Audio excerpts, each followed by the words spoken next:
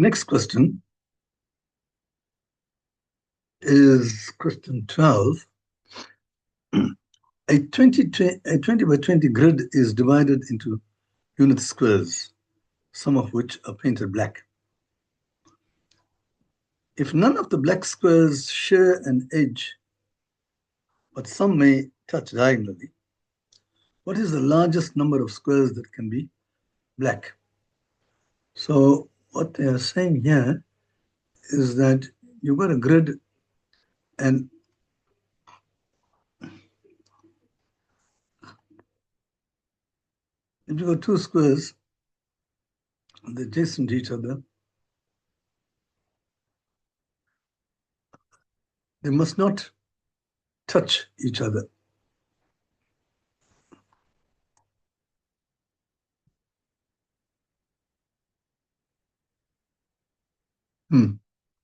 All right. I'd rather not worry about being too fancy.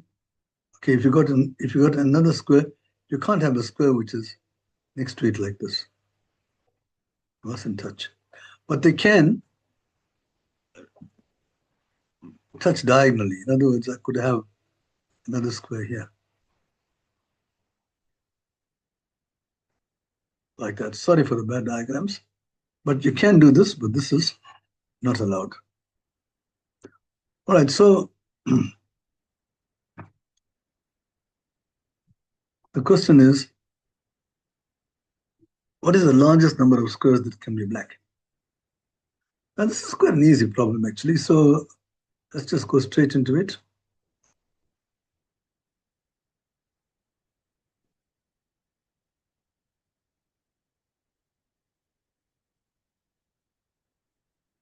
I've drawn a 10 by 10 square here. Doesn't make much difference. We actually got a 20 by 20 square. Okay, let's start coloring in. You can color that. You can't color that one. It'll be touching. I can do this. Carry on like this. Yeah, I can't put any square here, but I can do this.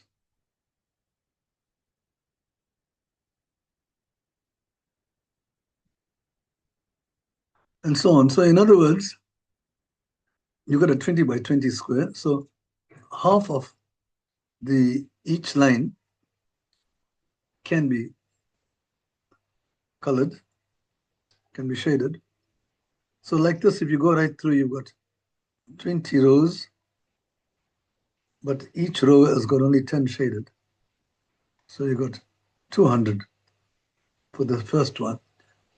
And clearly, once you got all these, it's like a chessboard.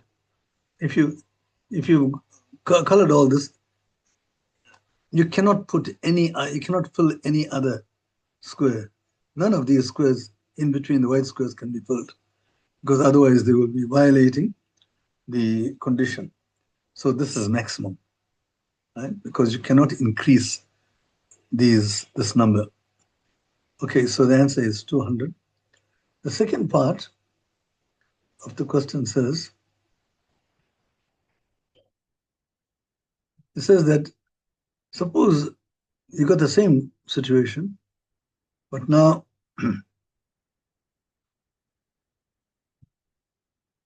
if none of the black squares touch, not even diagonally, right? What is the largest number of squares that can be black? And once again, if you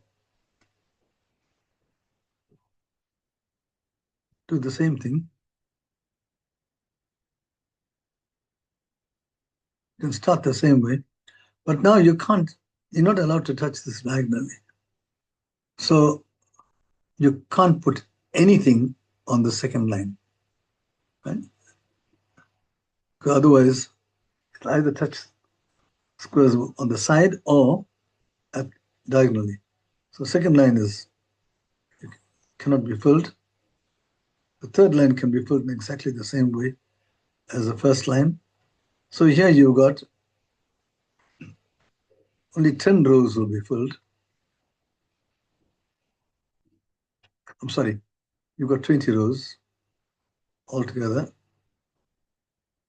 Yeah, no, you're right. 10 rows, and each row, it has got only 10, which are filled, because it's 20 by 20. So half the rows and half the columns can be filled. So in the second case, the answer is 100. And this is maximum, because you can't put in any more in this new grid. Okay, so that takes care of the first problem, which is problem number 12. So let's go on to, just to show you,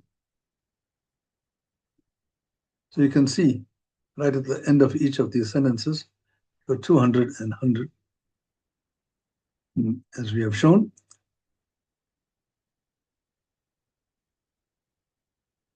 We'll go to question 13. Oh, question 13 is what we call alphametric.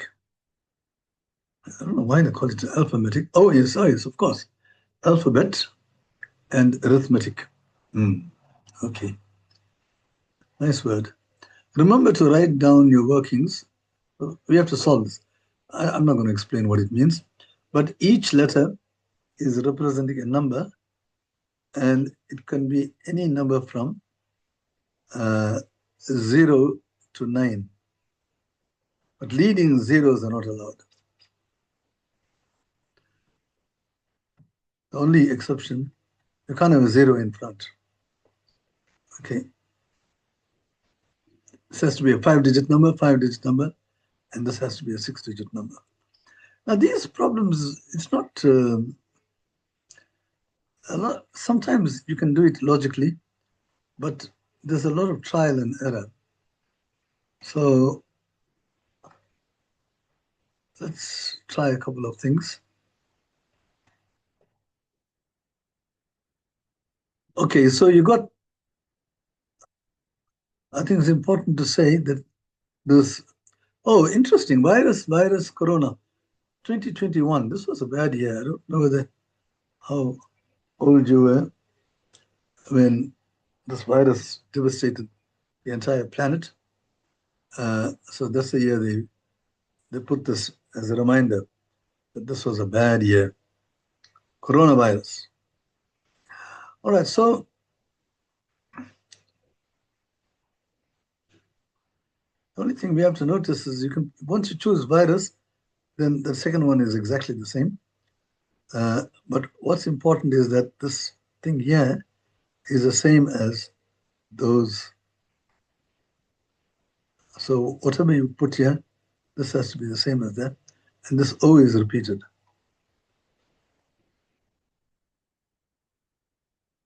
Okay? And so the rest of the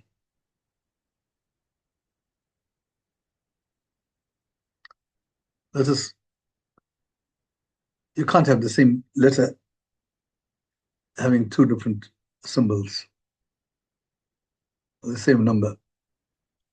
Well, two different letters of the alphabet can't represent the same letter. Okay, now the logical thing is, obviously this will be a 1. Right? You can't have the largest value. This is 9 plus 9 is 18. And even if you carry over, you can get 19. The maximum value of this one here will be 19 plus 2. So that is 1. Now, let's just try a couple. Suppose we try, start with 2. 2 plus 2, and this is 4. All right. And then you have u plus u. There are not many clues here, unfortunately. 4 plus 4 is 8. Okay, so you're not repeating anything. So that's fine. And here, you want an R here. I'm just trying out. I want the same thing here. Now, if I add two numbers here, say 6 plus 6, 12. and then if you carry over, then if you got 6 and 6 here, you'll have to have 6 here. Well, maybe you can start thinking along those lines. Suppose we put 5 and 5 here. You have to put a 5 here. Then 5 and 5 is, oh, by the way, so you have to put the same letters here now. So you put 5 and 5, and there's a 5. 5 plus 5 is 10. You carry 1. Okay, then this has to be 7 and 7 to get a 5 here. You carry 1, but you want this to be 0. And if you carry 1 here, these two, when you add them together, you get an even number. You add 1 to it, it can't very well be 10. Right? So this doesn't work. So like this, you can just try, get to other choices. So instead of 4, suppose we try 5.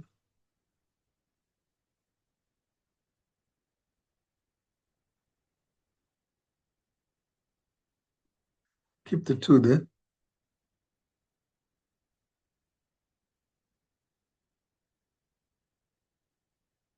See, there are too many possibilities. So so this will always be a 1. So hopefully whoever designed this said, okay, let's try. There must be some answer for this. Let's try this. We tried 2 plus 2 is 4. Now we can put 5 here. Say 5 plus 5 is 10. All right. Now whatever we put here, the same number must be put here. So you're going to carry 1. So this will be an odd number, and so will that be. So that's fine. Now what am I going to put here? Let's try 5 plus 5 is 10. Suppose we put 6 here. 6 and 6, 12. Plus 1 is 13. Ah, this can't work because you have to put a 6 here. If you're carrying 1, then this have to be an odd number. Okay, so 6 wouldn't work. Let's try 7.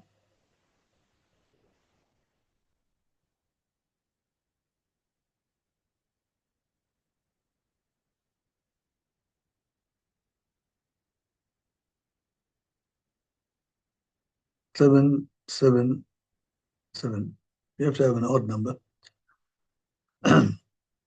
Because 5 plus 5 is 10, carry 1, and now this becomes, oh, I got a 5 here. Right? 7 plus 7 is 10, plus 1, 14 plus 1 is 15. I'm not allowed to put a 5 here, so 7 is out.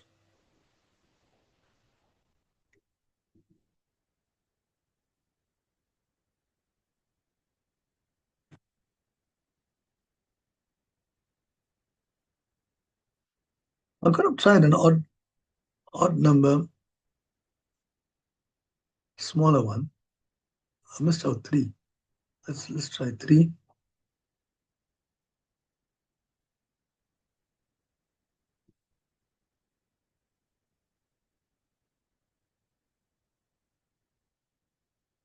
It's a trial and error thing. Let's try 3. You got 5 plus 5 is 10. Try 3. You get 7. And this will be 3.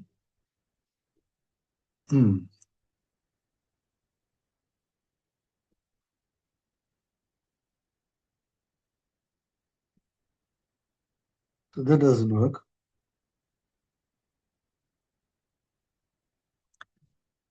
The reason being that you're not carrying over anything, and these two will have to be even.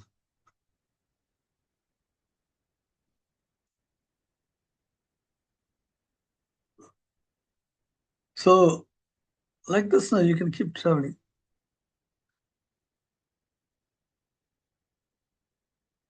And this can't work because you're not carrying over anything and you're adding the same thing to itself. You can't have 3 here. All right. So like this, if you keep trying, I find this kind of problem quite boring, actually. Because they don't give you too many clues here. So eventually, you come to this one here. It works at this thing. I'll tell you what it comes to. 9, 2, 4, 3, 5. 5 plus 5 is 10. 1 plus 6 is 7. 4 plus 4 is 8. 2 plus 2 is 4. Now you can see 4, the same 4. 9 plus 9 is 18. So these two are the same. So this is an answer. I don't know, maybe there are other answers as well, but this is a possible answer. All right. You can try to see whether you can get other answers. Let's get on to the next one. Let's say goodbye to that rather boring problem. The next one.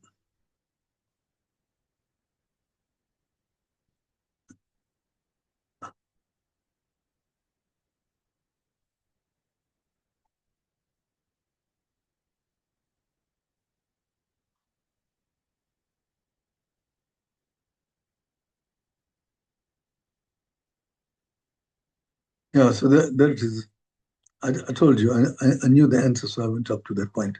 Same number, same answer, 92435. But there could be other answers, I don't know. Okay, let's now get on to the next problem.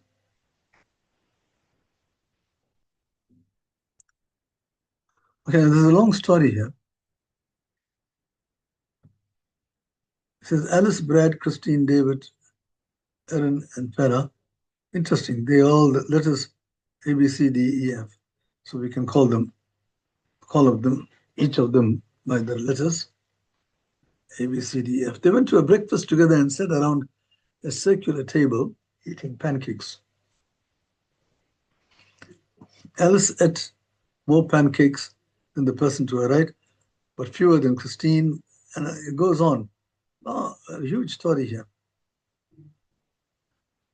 So this is quite a difficult problem. Well, I mean, some people might find it easy, but I have to say that I didn't find it too easy. It took me some time to solve this. So let's try to see whether I can reconstruct the proof. So I've given myself more space. Now what I'm going to do is read this thing. Eventually I found that you have to worry about, you see, for each person, they say Alice ate more pancakes than the person to the right. So there is the number that they eat, and then there's something said about where this person is sitting.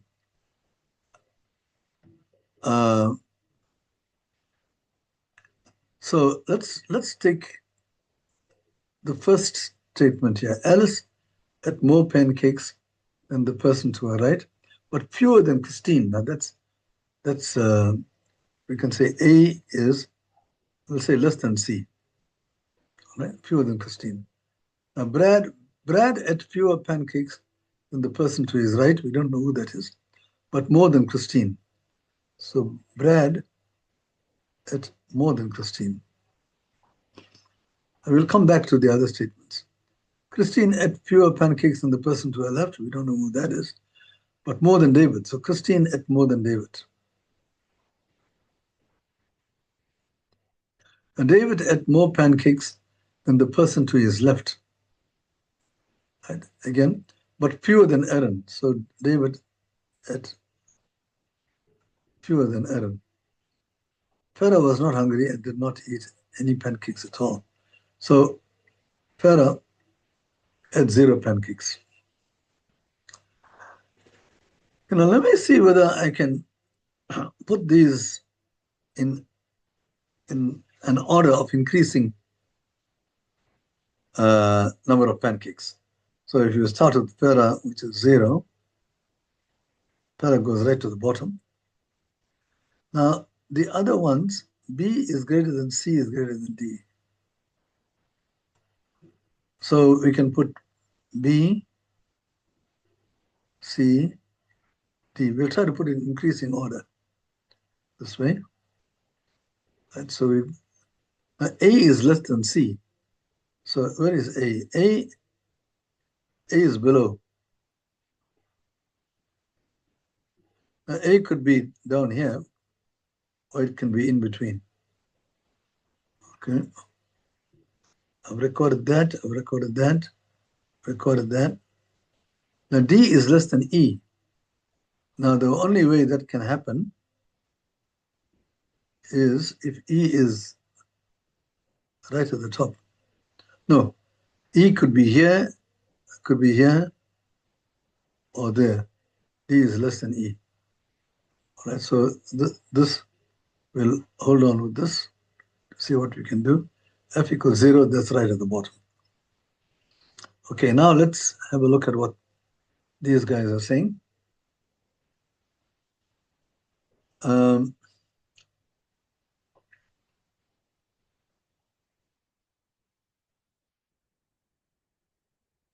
So you got 5 people who have been mentioned. The only thing is about Aaron, right? You don't know where Aaron is.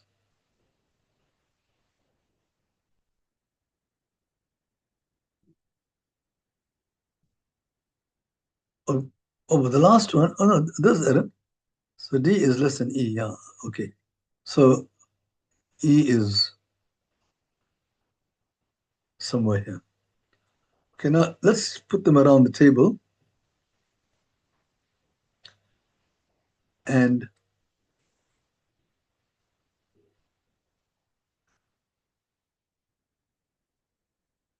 now we can talk about, use the other information that was given for each person. All right, so what do you have?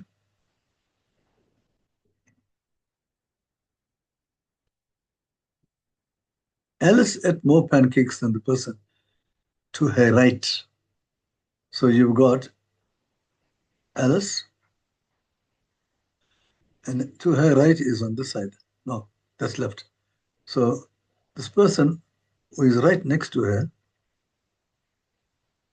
I'm going to put a solid line here, a neighbor, Alice ate more pancakes than that person. Now, if you look at my diagram here, so this person could be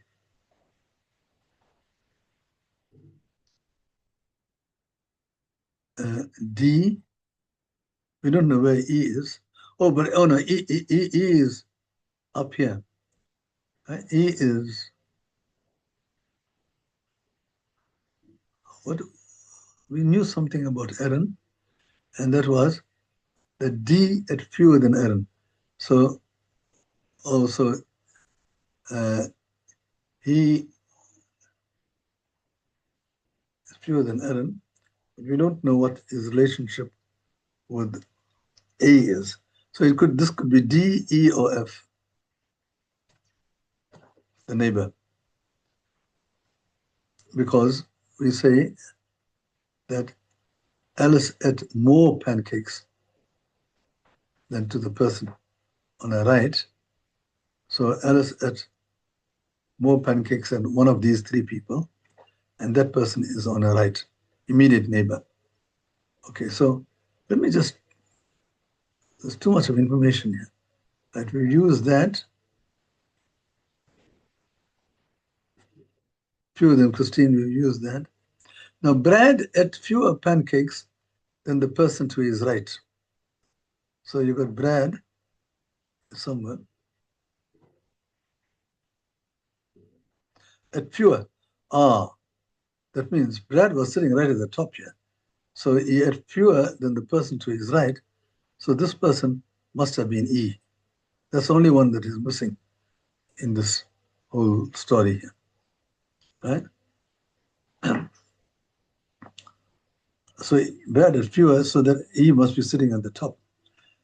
And now E is to the Brad, E is sitting to the right of B, so E is here. And I'm putting a solid line to say don't put anybody in between. Can't put anybody in between here. Okay, so that takes care of that statement. More than Christine, yes. Christine ate fewer pancakes than the person to her left. Now, so far, nothing is said about Christine, but Christine is going to be somewhere here.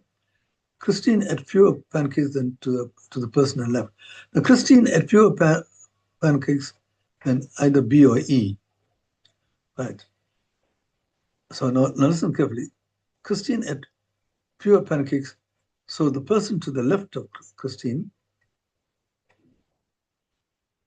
to the left of Christine, is either B or E, because those are the only two people who ate more than Christine. So now where is Christine? Now, so can it be B? Now B can't be to the left of Christine, because to the left of B, no, what is this? Christine at fewer. So B is not to the left of Christine, it's to the right. So you'll have to have Christine is here. Right? Now you'll have Christine at fewer pancakes than E. When E is here, E is to the left. All right. So this is the situation with Christine. Christine can't, there's nothing in between here. And if you put Christine here, then it doesn't work, because B is to the right of Christine. Okay, so C is here. Okay, so we've, and there's nothing in between here. Okay, now where is D now?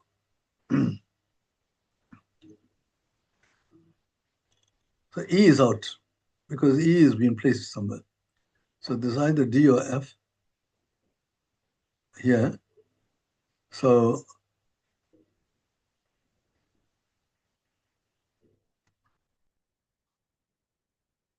but D is less than C. Okay, well, that is quite clear. No, what do we say, David? Yeah, we said the D is less than E. Yeah, okay. So where is D now? So D could be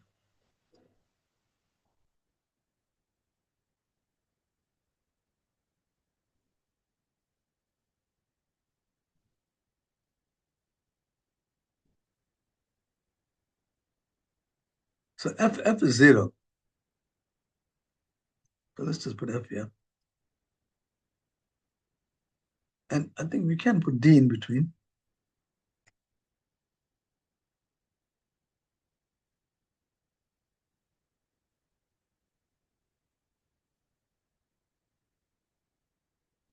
We can put D in between. I think, or you can have F and D like that. I think that we don't have enough information. Let's try both of them and see whether they will work. By the way, the question is, you have to place them all around the table, which we are doing at the moment. Okay, so I'm saying that this need not be the case. You could have had A, F, and D like that, you can still have C, E, and B like that. Okay. So there's your hierarchy. E has eaten the most. So let's go through this thing and see whether which one will work, or maybe both will work.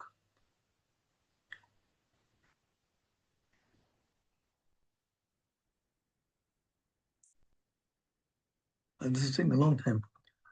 Okay, let's see. Alice ate more pancakes than the person to her right. So there's Alice. The person to her right is that one. Did Alice eat more than D?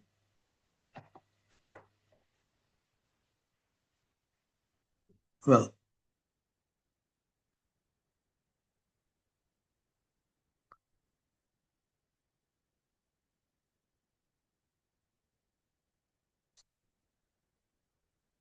we really couldn't compare Alice and D. So I think you have to have this one here. These can't be compared. All right. But we know that F is 0, you see. So this is out. Right. Certainly Alice would have eaten more pancakes than F because F had nothing. And that is to the right. So that's fine. This first one is fine. Alice had fewer than Christine. So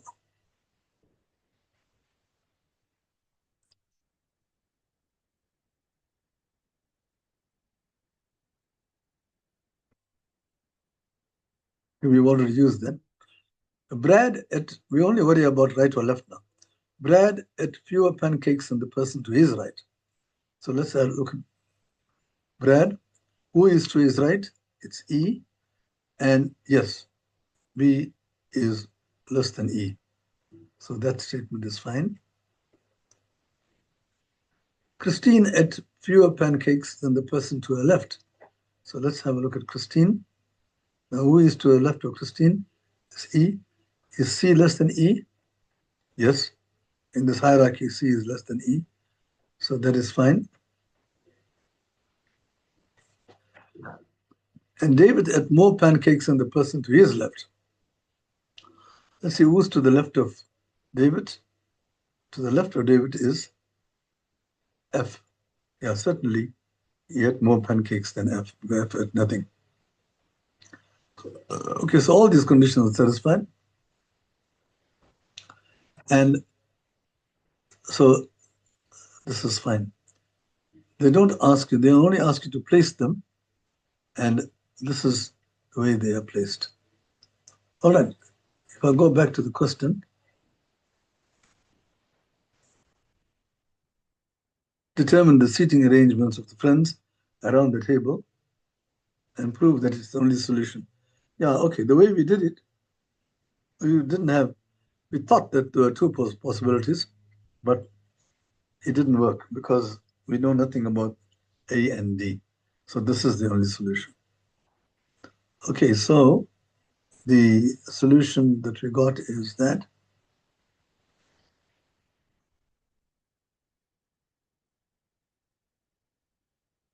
so just look at it in this order here. A, F, D, B, E, C. A, F, D, B, E, C. Let's just check to see whether the solution that I had is A, F, D, B, F, C. A, F, D, B, E, C. Right. That's perfect. This is what I got.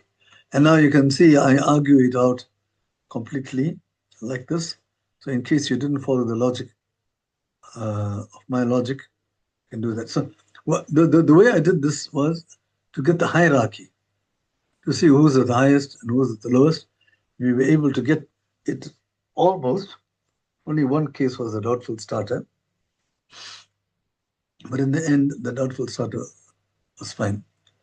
Okay, so that takes care of question 14. And have I done everything? Seems to me that I missed out something.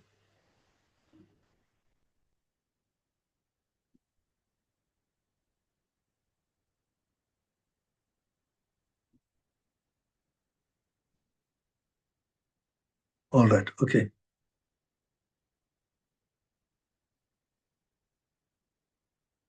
So we now go to the last question. There are 15 questions in this paper. The last question says the following. We wrap a blue ribbon around a cylindrical white pole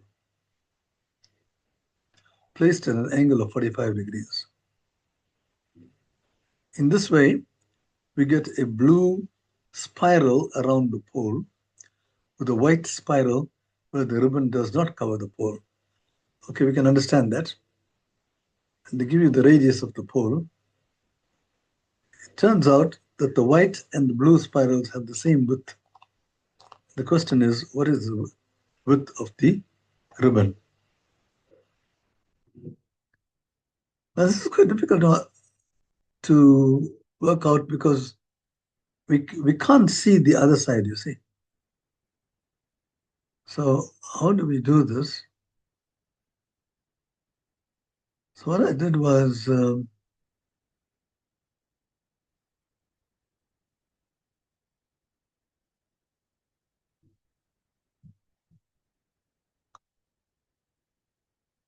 we can draw, let's draw a cylinder.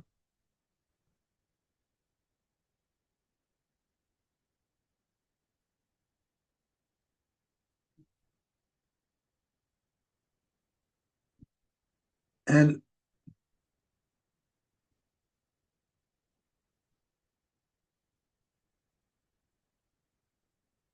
okay, it's got a circle at the top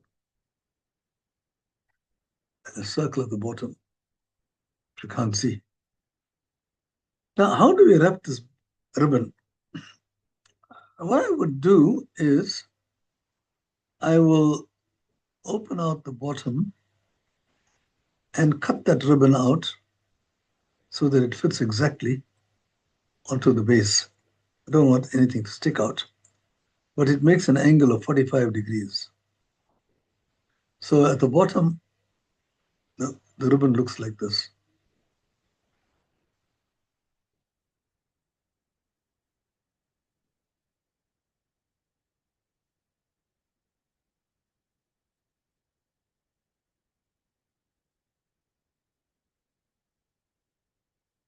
The ribbon looks like this. And of course, there's a curved surface here.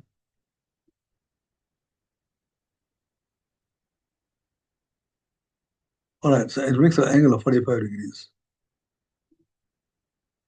with the base of with the circle at the bottom. It's 45 degrees. So when you wrap it like that, so we can make this thing stick out.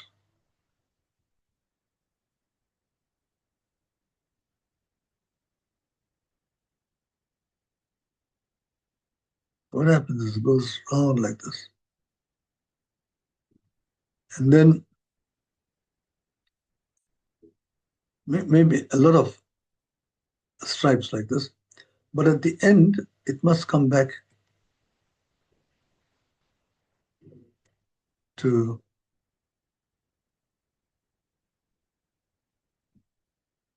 something like that. So let's open it out. I think the best thing to do is to open this thing out. By opening it out, I mean cut one of these, the side here, and make it flat. Often cylinders, to solve problems with cylinders, you do that. So what happens is that you turn the cylinder into a rectangle by cutting this and opening it out. And then we can see a little bit more about what's going on.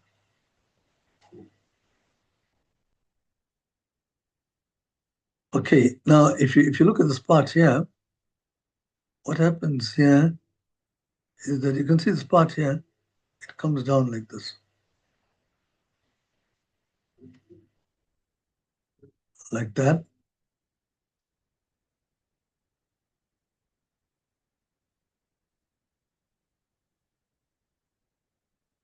So actually what you have is, let me show you.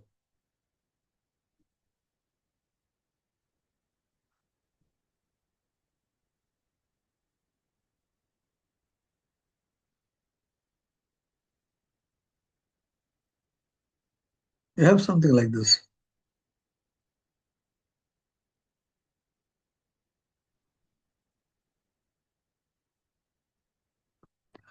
You see, there's your ribbon, right? You take your ribbon and maybe it goes around many times. I've just put 3 here. But you'll have to cut it like this, as I was saying, and slant it at 45 degrees. Right? And this part here is here.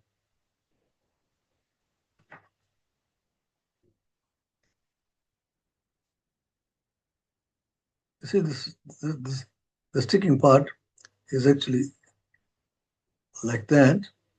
I've just cut this thing out and put it there. And the same thing with this one here, the sticking part is here. Exactly the same thing, but it's wrapped around, you see, to get to this situation here. All right? And there are possibly many stripes. But you think about it, they say that the width of the blue is the same as the width of the ribbon. It's the same as the width of the white, the uncovered part. So it means now, is this the width? If you look at, if you take this and put it on this side, you can see that the perpendicular from B to this line here, there it is actually the distance between these two parallel lines. So this is the width, this line here. Right? It represents the width of the blue part, the covered part. And it is given that that width is the same as this. And now, for the first time, you have a little bit of geometry here because you've got parallel lines, which means that you've got the midpoint theorem comes in here. This is the midpoint of this line. This is parallel to this. So these two will have to be equal.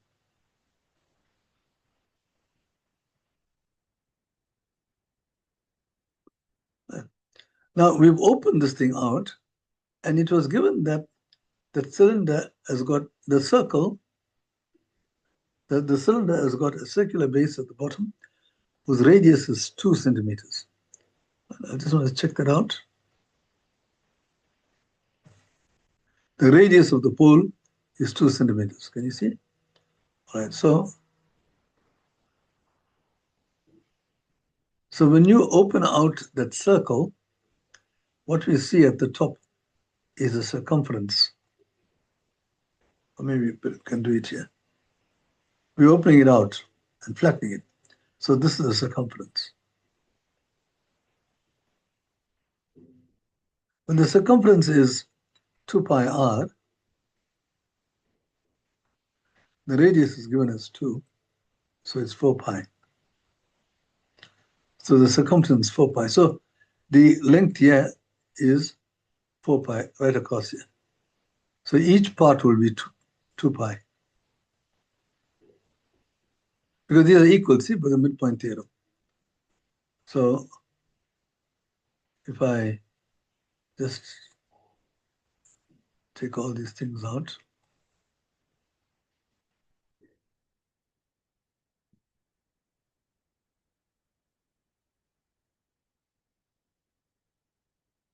so this part is 2 pi. Now the question was to calculate the width. Right? Now we know that this is 45 degrees. The slant is 45. All these are 45.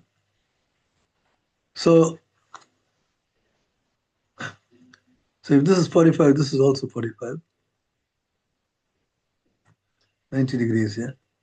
So this is 45.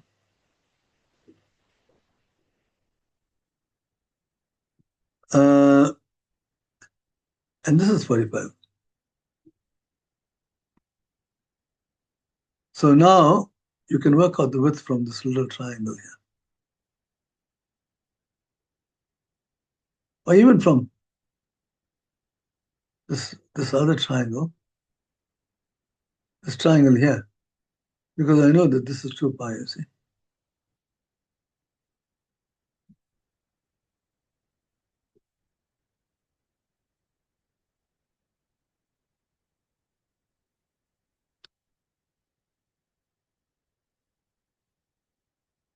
This is equal to that, so that is 2 pi. But it's the hypotenuse of this triangle, and what we are looking for is this width, this one here. Call this x. This is also x. Now, this angle here is 45 degrees. Right? The tilt is 45. So in the small triangle here, right, you've got, if I redraw the small triangle,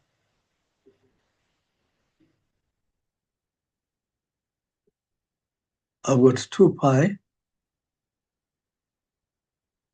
is there, 90 degrees. And since that is 45 degrees, these two are the same. And x is what you're looking for. It's the width. That thing there is the width. Right? The same as this. But now Pythagoras kicks in and you can calculate x, because you got x squared plus x squared is 4 pi squared. So 2x squared is 4 pi squared, and your x is equal to, or x squared is equal to 2 pi squared. So it's the square root of 2 pi squared. If you want to simplify that further, it's pi times the square root of 2. So the width that we're looking for is pi times the square root of 2. Look, this problem is quite tricky here. To get to this diagram, it's not easy at all. We have to try to figure out how do you actually wrap this thing out neatly. And you'll have to see that you're starting with something like this, and you cut 45 degrees, and then you can push this, draw the strip, you can measure the strip, and you can wrap it right round. It will fit in nicely. Okay, so that takes care of that. Now, I seem to have written some other stuff here.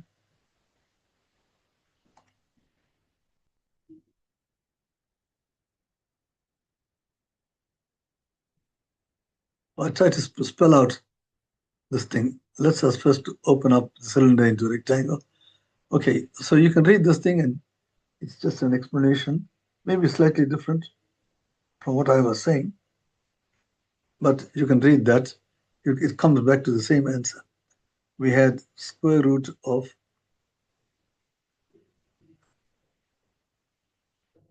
h squared. Oh, why 4 pi?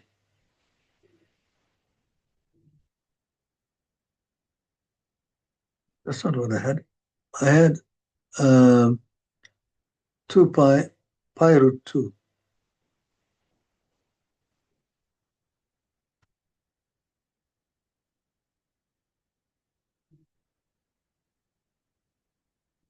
And this is not pi root 2.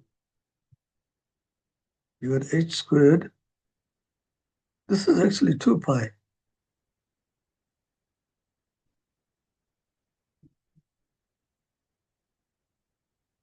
Oh, it's going right across.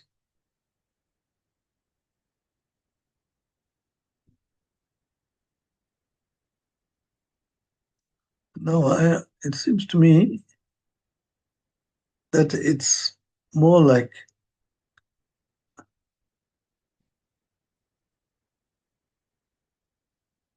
sorry, I don't seem to be getting the right answer. Now, I had h squared plus h squared is equal to 2 pi all squared. This was the diameter, and that's 4 pi squared. But now we are saying here that h squared plus h squared is 4 pi all squared. Okay, let's go back to our diagram and see which one is right.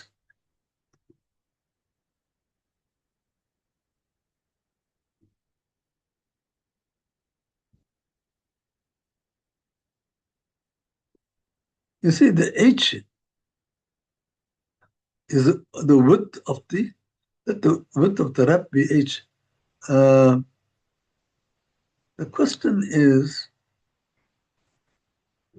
what is the width of the ribbon?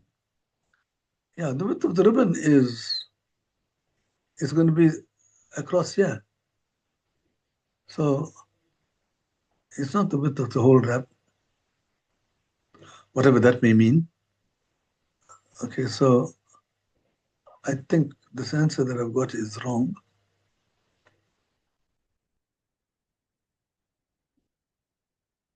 So h is this width here. That's the width of the ribbon. Okay, and that is certainly, the hypotenuse is 2 pi, not 4 pi, as my answer is given. So we'll have to correct that.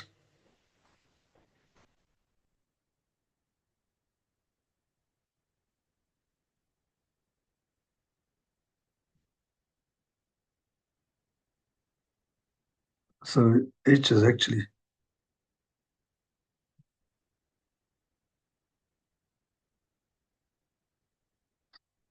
the square root of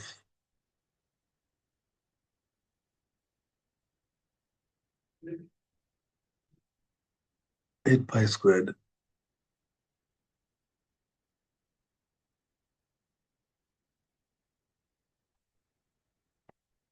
H squared plus h squared is 4 pi squared.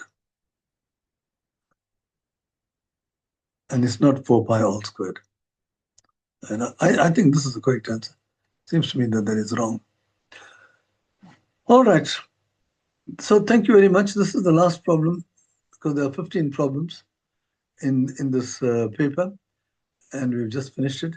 Thank you very much for listening, and enjoy the rest of the day or the rest of the evening. I'm sorry about the mess up on the last one. I hope that mine was right, but whatever.